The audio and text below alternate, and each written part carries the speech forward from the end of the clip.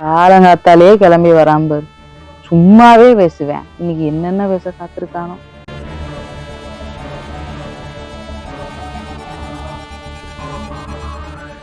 திரும்புடா என் பம்பர கட்ட மண்டையா. என்ன என்னடா என்ன கொஞ்சம் பேச்சாடா பேசுன. உங்க எதிரில இருந்து நாங்க பேசக்கூடாது.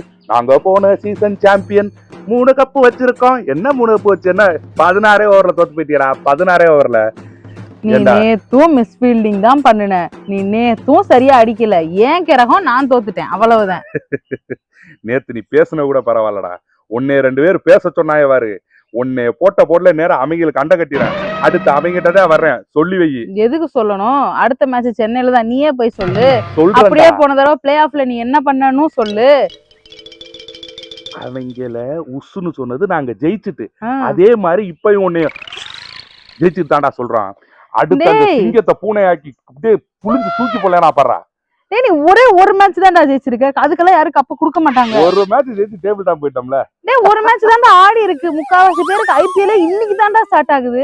நீ எல்லாம் கணக்குலயே இல்ல. ஏய் அப்படி இருந்தா நாங்க தான்டா டேபிள் டாப்.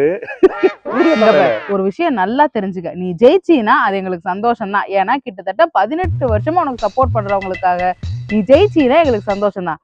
ஆனா இந்த வாயை குறைச்சிரு.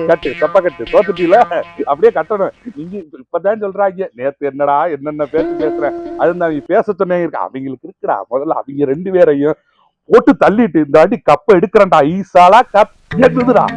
மறுபடியும் தோத்தாங்கோலி வாயை விடாத.